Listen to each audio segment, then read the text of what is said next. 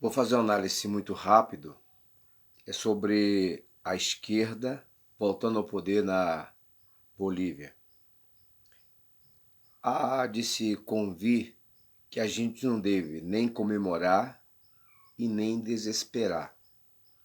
Eu falo de política pedagógica e política internacional. Digo porque a Bolívia foi o nosso campo mais forte de atuação internacional no projeto de Asprobras, e na época que o Evo estava apenas no primeiro mandato. Então imagina que de Bolívia estamos acompanhando para e passo, e diga-se passagem, não é o fim do mundo. Olha, a ideologia da política termina na economia. Coloco isso na sua cabeça. Você pode até começar a ideologia por fé ou por filosofia, mas se a economia não estiver bem, acaba a ideologia. Então o Bolsonaro se elegeu na linha ideológica, mas teve que ceder pela economia as linhas fisiológicas. Não adianta fazer nada programado ou pragmatizado, que lá na frente tem que combinar com os números. No livro de Jó, na Bíblia diz que ninguém é capaz de fazer conta quando falta números. Só Deus. Porque Deus, segundo a Bíblia diz, o Paulo fala isso, que ele traz à existência aquilo que não existe como já existisse. Então, mas o povo não tem essa fé. No mais país laico, e aí a gente vê como a economia é um grande combustível para desestimular a ideologia, que o Chile, por exemplo, ganhou à direita, mas não sabe o que fazer com a economia. Ninguém esperava uma pandemia. E olha que a pandemia é programado por um sistema para falir a economia do sistema, porque precisa trocar o sistema mundial.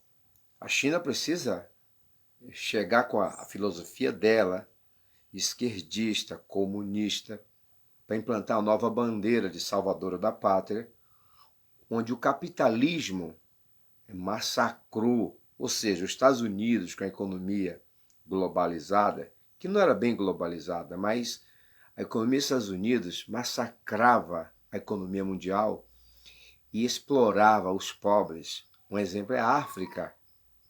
Quantos de ouro, de petróleo, é riquíssimo o terreno da África, é riquíssimo o subsolo da África, assim como a Amazônia. A África tem as savanas, que é de turismo. A África tem os ouros, que até hoje é explorado na própria África, África Central. Nós temos o petróleo, lá em Sudão, por exemplo, uma fonte de renda do país. E a pergunta é, por que são pobres? Porque a América e a Europa extraíram o melhor e não devolveram nada para o povo, ou seja, extraíram o melhor da terra, as riquezas. Então, os americanos têm muita culpa nisso. Eu não estou dizendo que somos contra o Trump, não. Acho que o Trump está de excelência para o tamanho que é os Estados Unidos. É claro que a economia americana está quebrando. É por isso que o Trump está praticamente nas cordas para se eleger. E a gente corre o risco de eleger o Biden com uma filosofia que você não sabe como é que vai ser. O Brasil já disse, se o Biden ganhar lá nos Estados Unidos, ele vai sobretaxar os produtos brasileiros para poder forçar o governo brasileiro a ceder às políticas da Amazônia, globalizar a Amazônia como eles sempre quiseram. E aí nessa onda de globalizar a Amazônia, o Bader não está sozinho, porque tem praticamente a França, ou a Europa inteira, nessa luta de conquista da Amazônia. Bom, o Bolsonaro só tem uma carta na manga. Primeiro, fazer que a economia do Brasil não despenque, para que tenha internamente um apoio popular. Ninguém vai para a rua com a barriga vazia. O Guedes diz que não tem no orçamento de 2021 nada que faça ele colocar o auxílio emergencial extensivo, estendido. Alguns congressistas querem. Se eu fosse o Guedes, pensaria duas vezes. Primeiro porque não é uma questão de querer, é uma questão de necessidade. Eu queria que o Guedes falasse que não ia colocar no orçamento 2021 o superávit primário programado para pagar os banqueiros. Fala assim, a partir de hoje não pagamos mais essas dívidas dos bancos que não sabemos a origem. Aí sim, ele ia fazer uma coisa, ainda que fosse meio Raul Alfonsinho, mas ia fazer uma coisa na direção certa.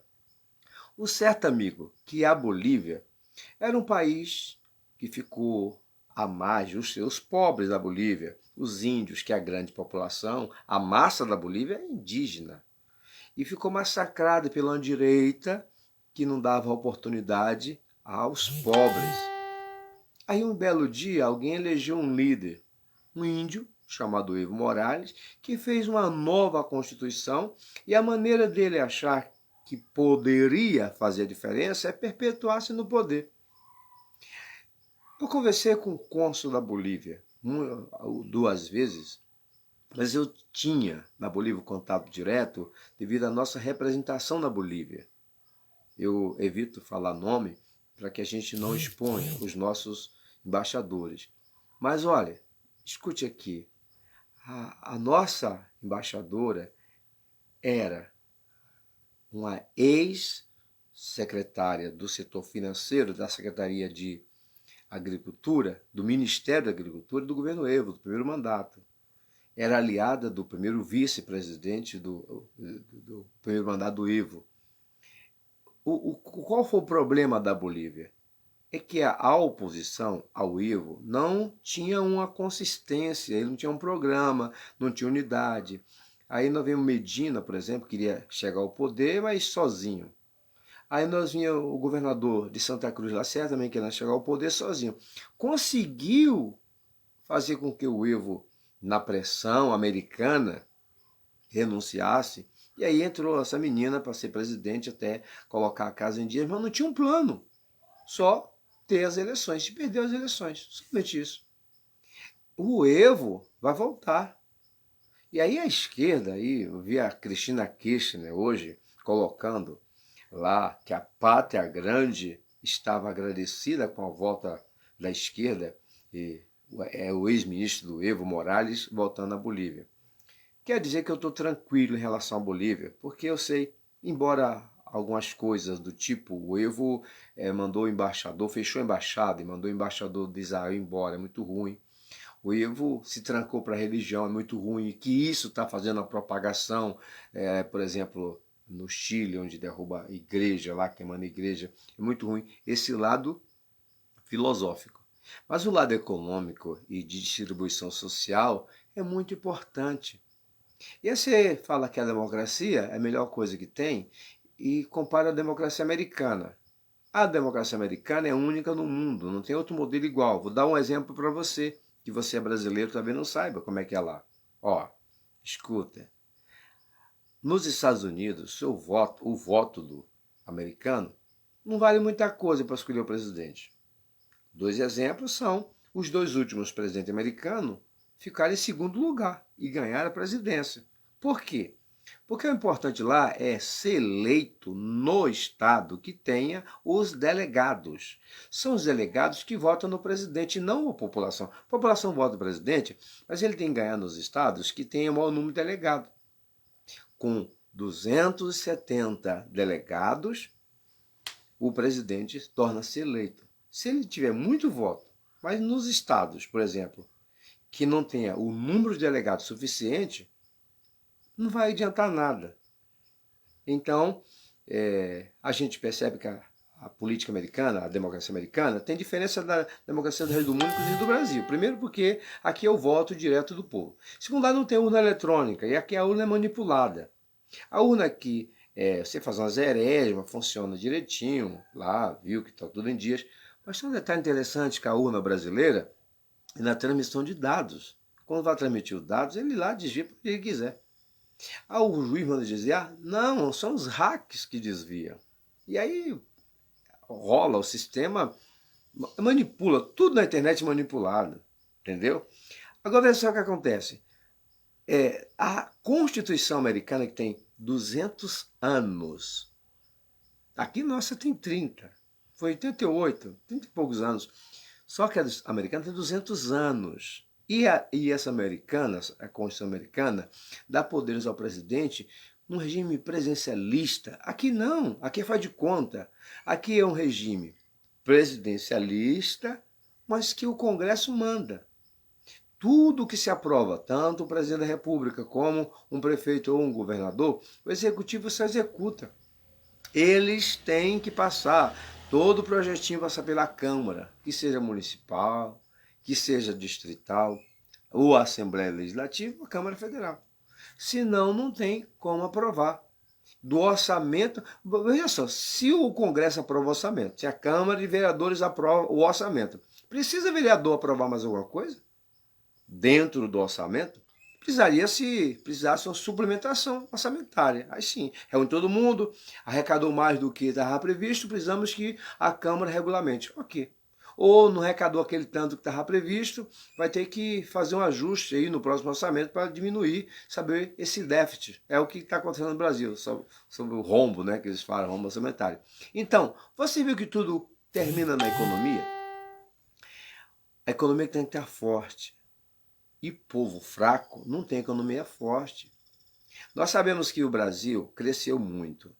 A nível, os ricos ficaram mais ricos, principalmente do ramo de agronegócio, do ramo de material de construção, do ramo, por exemplo, de atacadista e do ramo de vendas na internet. Pô, serviços e negócios cresceram muito no Brasil.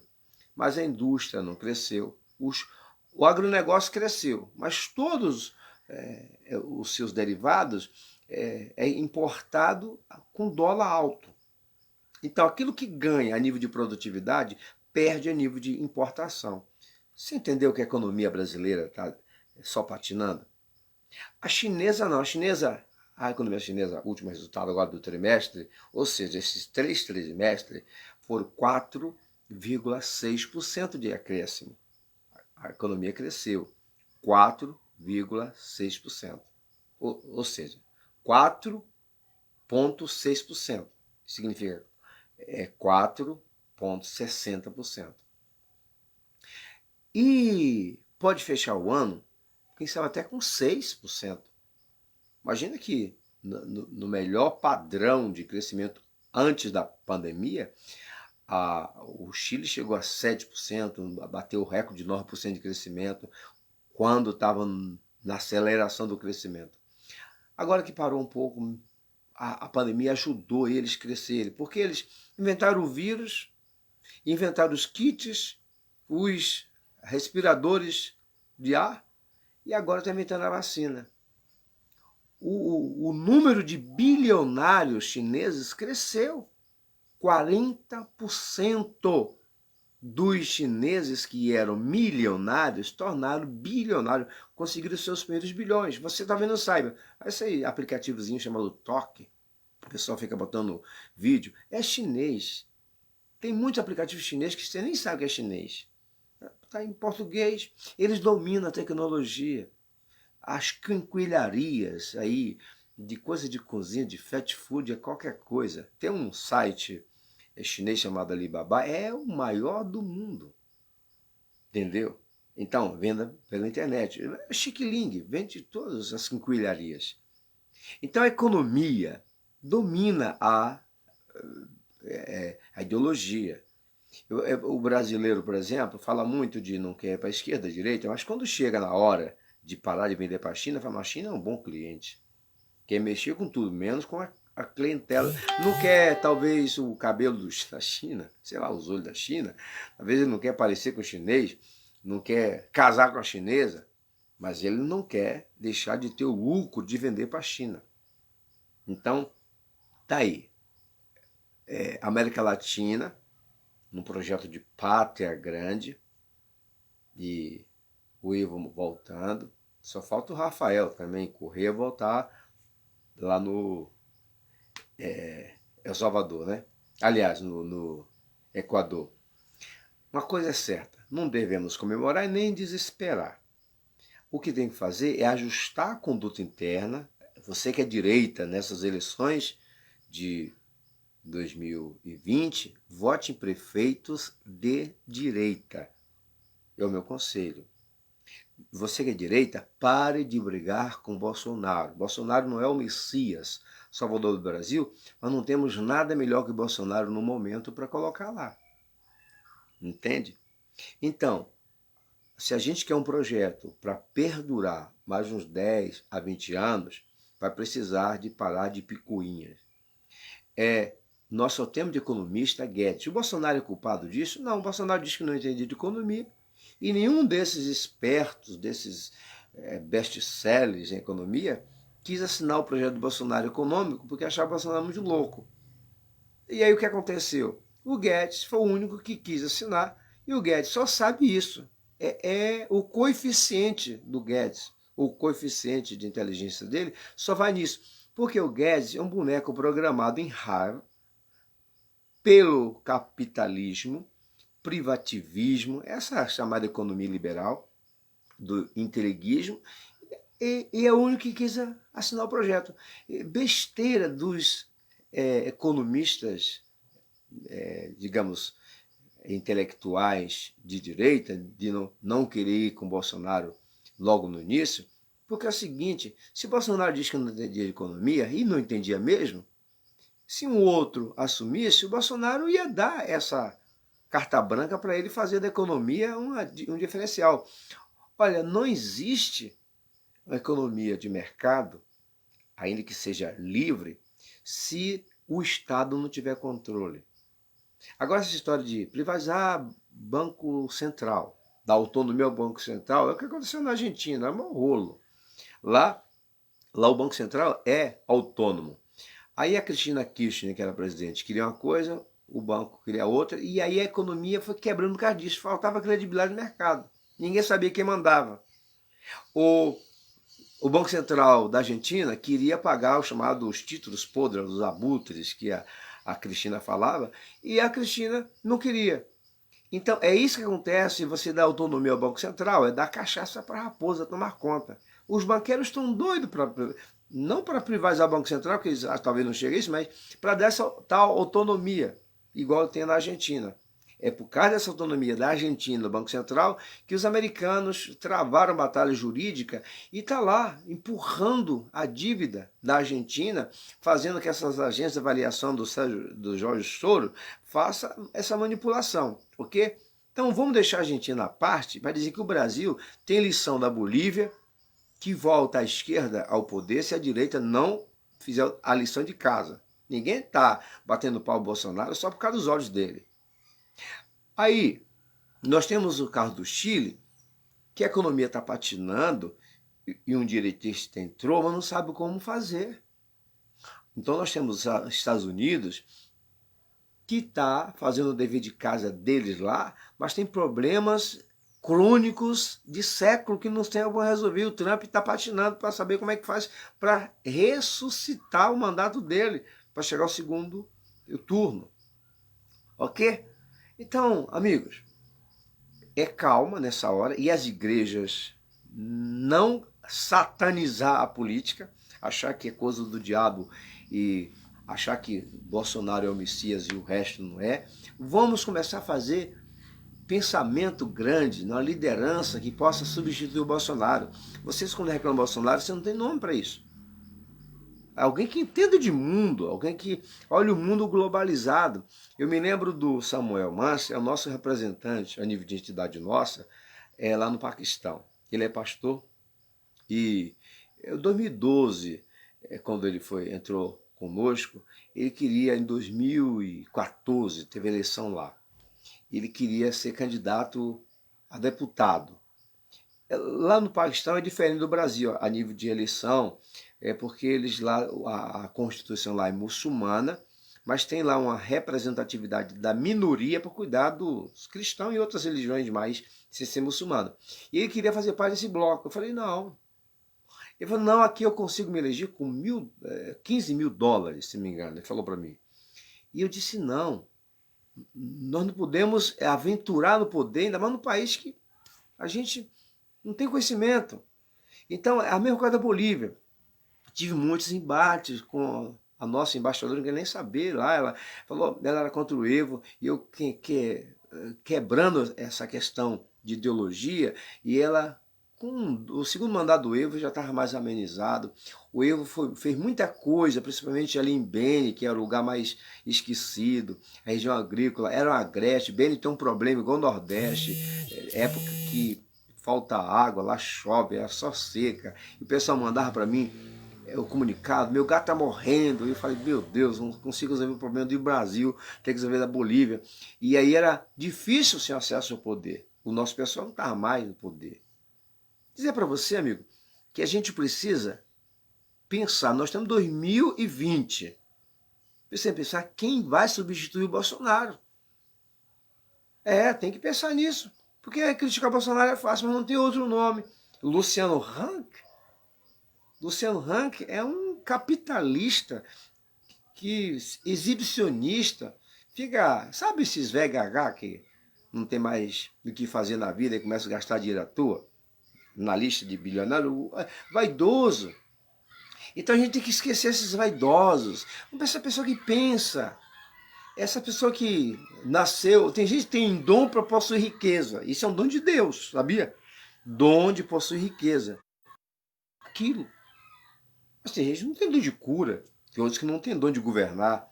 Precisa botar alguém com dom de governo, alguém que tenha a visão de governo, que consiga enxergar além da caixinha. Então a esquerda no Brasil não morreu.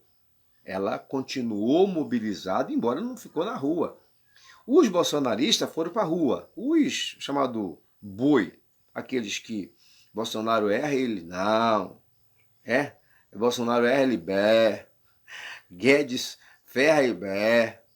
Não chegaram a um consenso de como, de onde tirar o dinheiro e o valor, por exemplo, desse auxílio aí que vão dar, sem ser auxílio emergencial, para substituir Bolsa Família. Era Renda Brasil, mudou agora auxílio cidadão, não sei o quê. Nem o nome eles conseguem. Como a economia, o Ministério da Economia é a menina dos olhos, a galinha dos ovos de ouro e a menina dos olhos de qualquer governo. Ou cuida da economia ou cai. Sem falar no fisiologismo do Congresso. Aí o líder do governo é ladrão, o vice-líder é ladrão, um Congresso ladrão. Olha esse Chico da cueca aí, esse Chico Rodrigues. Isso é ladrão, Agora, esse ladrão de estimação. O Alcolumbre, que é do partido dele, o DEM, que é do estado dele, está tendo lobismo em cima dele, e ele também concorda com a banda suja, que também é um moleque, ele, para salvar o mandato do cara da cueca. Imagina um negócio desse. Agora por quê? Porque ele é empreiteiro, é um corrupto empreiteiro. Se ele cair, derruba quase todo mundo do DEM, nem só do DEM, mas como o Centrão. Esse Centrão é o Satanás em pessoa. Mas aí a pergunta é, o Bolsonaro está se vendendo ao Centrão?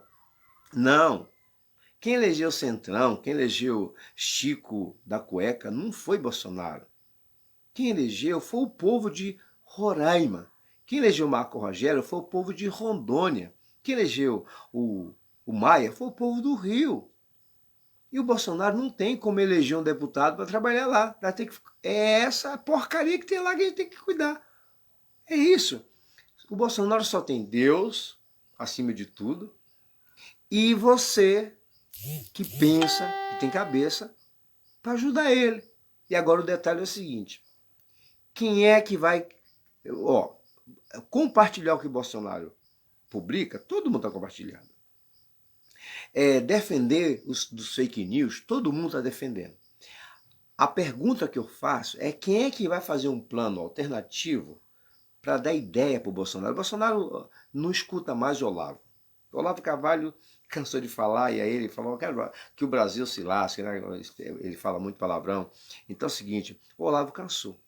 Eu não sou olavista, o Olavo tem ideias mirabolantes e que daria para ser aplicada, mas o Olavo, digamos assim, ele é útil, mas é cansado. O Olavo não é o cara.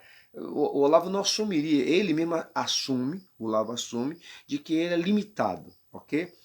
Tem certas coisas que ele não sabe o que fazer. Ou seja, ele fala assim, eu sei que está errado, eu não sei qual a solução. A solução está na economia, na distribuição de renda. A solução está nas stand-up, dos incentivos. Ensinar economia tem que ser do primeiro ano escolar, da merenda escolar, como é que economiza a merenda, até a aposentadoria. Quantos brasileiros têm um título de capitalização pensando na aposentadoria, numa renda paralela? Quantos poupam no Brasil? Ah, não tem esse costume. O brasileiro, ele não ganha nem para comer, por isso ele não ganha nem para poupar. Agora fica aí, um Brasil de salário mínimo que não paga, ou paga aluguel, ou não paga energia. Um Brasil que é subsidiado só os ricos. E a gente precisa fazer com que o dinheiro vá para a praça, para a mão certa. Agora, quando o Bolsonaro deu quase R$1.000 aí, ou R$600, ou 1.000 por família, nesse auxílio alimentação, auxílio emergencial, aí subiu o arroz e falou, não, isso é culpa do povo, que tem muito dinheiro na praça. Diminuiu o auxílio. É como se o povo fosse culpado da inflação. Então, é esse economista, o Guedes, que faz isso. Eu conversei a ele disso. Ó, então nós temos a lição aí. Vamos pensar em projeto para o Brasil. Nós sabemos que o Bolsonaro diz que não sabia de economia, realmente não sabia, realmente não sabe, e o Bolsonaro, por enquanto, ele está sobrevivendo porque mudou a filosofia de aplicação. Só isso. Eu vou dar um exemplo para você. Antigamente, o PT, a esquerda, dava um Bolsa Família de faz de conta. A Bolsa Família chega aí a R$79. Algumas famílias chegam, dependendo do grau de pobreza, porque lá é por grau de pobreza. Pobre, né, miserável e extrema pobreza. Então chega o máximo R$170 por pessoa. Nunca chega, por exemplo, mais do que R$500, 560 é o valor máximo por família. Bom,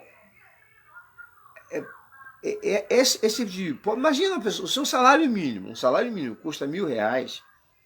Como é que a pessoa pode sobreviver, a família inteira, com metade do salário mínimo? Porque um governo está dando. O que me choca é que o Bolsonaro, que é direitista, que quer ajustar, tirar essa rama de gente que estava pendurado, mais de 20 mil pessoas, faz de conta no Bolsa Família, e agora botar só os que realmente precisa, que é necessário fazer isso, mas continua 30% do salário mínimo. Eu convido o Guedes passar um mês com esses 30%, fazer uma experiência. Infelizmente é isso. Se a gente brincar, e a gente vai perder o que há de mais sagrado. Convoca a igreja.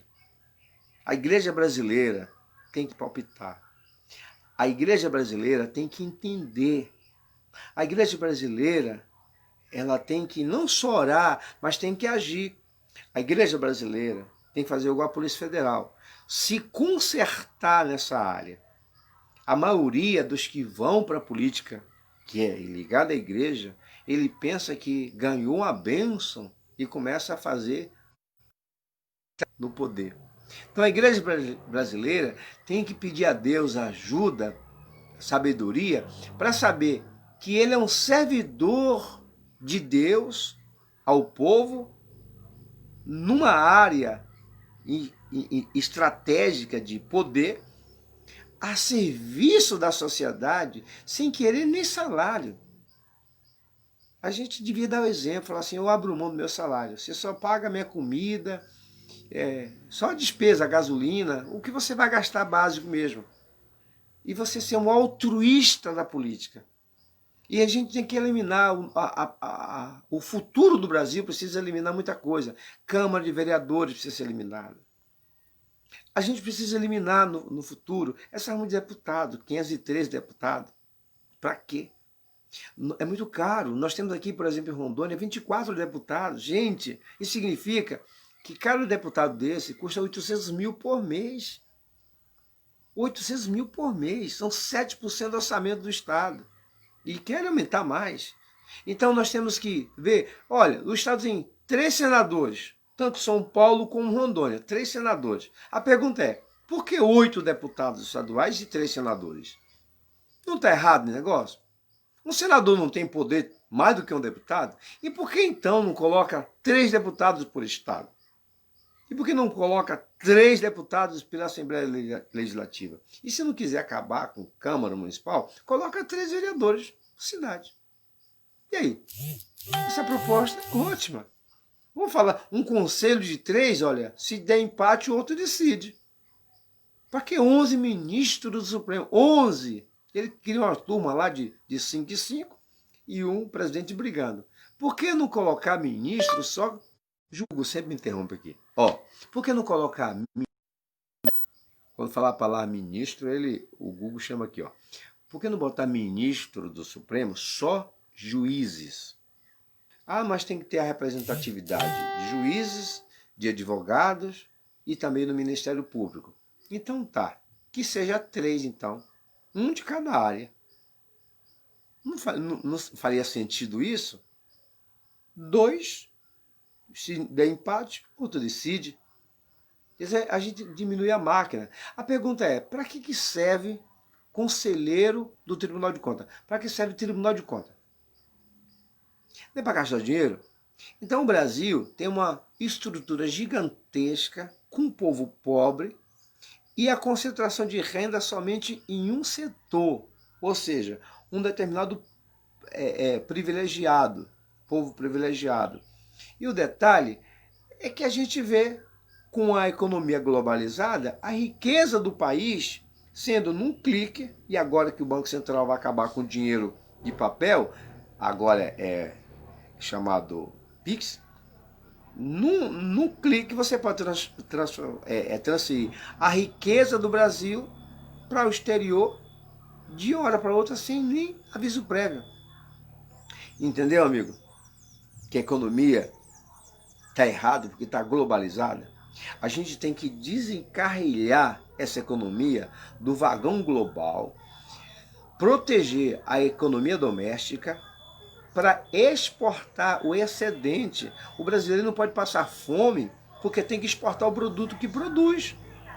A gente tem que exportar os produtos já que consegue industrializar e não matéria-prima, commodities, só grão, só produto in natura, e lá eles fabricam o que eles querem, gera emprego, e aqui fica esse ramo de desemprego. Nós temos aí mais de 20 milhões de desempregados. Então um presidente da República que não entende economia fica refém do ministro. Eu dou um conselho aqui, eu disse para você uma frase e vou dizer outra agora para você. Decore isso porque as frases que eu dou redonda é para você saber que isso é princípio. A frase que eu dei para você antes é que a ideologia termina na economia, ok? Agora pegue essa. Nunca queira exercer um cargo do qual você não tem domínio sobre o cargo. É o caso do Bolsonaro, que ser presidente, mas não dominava algumas áreas que era necessário um presidente saber. Economia é uma delas, entende? Porque você vai ficar refém. Você botou uma empresa e aí você não conhece a área. Você vai ficar refém do técnico da empresa, você vai ficar refém do gerente. Então, se você só tem capacidade de ser vereador, não seja prefeito. Se você tem capacidade de ser prefeito, não queira ser governador. Se você só tem capacidade de ser governador, não queira ser presidente da República. Porque parece que os cargos são iguais, mas não são não. São dimensões diferenciadas. Eu vou dar um exemplo para você.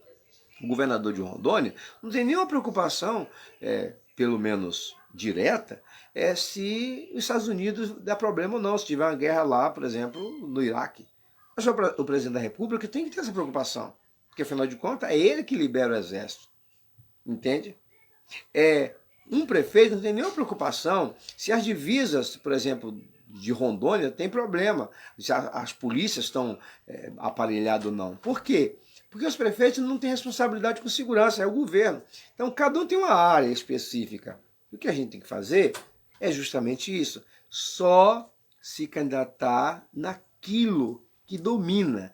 Se você não domina essa área, não se candidate, porque você vai ser uma decepção para si mesmo e uma frustração para os outros. Você pode botar um sistema a perder, um país a perder, você pode botar um município a perder por causa de um ego. É isso que eu quero chegar na sua cabeça, para que você não seja tão idiota de querer um cargo para se matar no poder. Como diz aquele conjunto chamado Engenheiro da Havaí, ele tinha uma música que falava assim: toda forma de poder é uma forma de morrer por nada. A filosofia dele, não é um princípio. Mas olha só, você tem que ter a inteligência de Deus para governar uma coisa que precisa de convencer os outros. E só Deus pode convencer o ser humano do erro e da justiça e do bem que ele pode ter se ele mudar de ideia.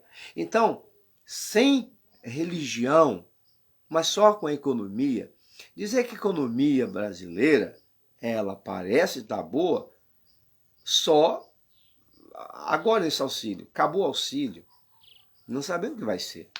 E aí a gente tem um prato cheio para levar 2 anos com a economia patinando e a esquerda querendo voltar ao poder e engessar de novo, quem sabe, a nossa educação com aquelas filosofias e liberalismo selvagem, e a gente fica como igreja só reclamando da esquerda, e quando a gente chega ao poder, à direita, só critica o presidente sem dar uma alternativa. Então, eu vi o Silas Malafaia dizendo que levou, e não ele levou, mas em conjunto com mais 10 líderes religiosos, 3 nomes que o presidente escolhesse como ministro do Supremo para poder sabatinar.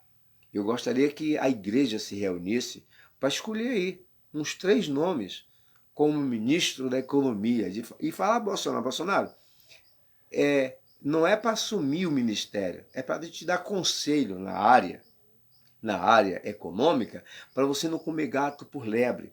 O grande exemplo foi quando o Mandetta articulou derrubar o governo, dando ideias de fecha tudo, fica em casa, e o Bolsonaro desconfiou que aquilo ali era um golpe. E aí o que aconteceu? O Bolsonaro se calçou de informação de pessoas sérias, com propósitos de Brasil, e mandou o Mandetta embora. É assim que ele tem que fazer com o Guedes. Ele tem que falar: ó, Guedes, essa conta aqui não fecha, porque a matemática é ciência exata, tem que fechar. Né? Até a curva de Laiva, como diz o Daciolo, tem que fechar. Porque na economia a coisa começa com zeresma, mas tem que terminar num resultado positivo. Se você começou com zeresma e lá na frente deu zeresma de novo, é sinal, deu uma volta 360 graus. Aí do nada para lugar nenhum, a gente tem que crescer. A gente vamos crescer em V, como diz o Guedes e o Bolsonaro, falando que nós estamos crescendo em V. Mas só que, né, nós descemos o V e agora nós de subir o V está demorando. E aí nós temos dentro de 1 ano, 2 anos agora praticamente, o V desceu. Será que vai conseguir subir essa ladeira para poder compensar? E outra coisa, até chegar nesse V, é sinal que a economia vai chegar no tamanho que era. E como é que vai ultrapassar? Tem que ter inteligência, entendeu? Vamos usar a tecnologia a nosso favor e não contra os brasileiros. Que Deus possa abençoar vocês. Que vocês possam despertar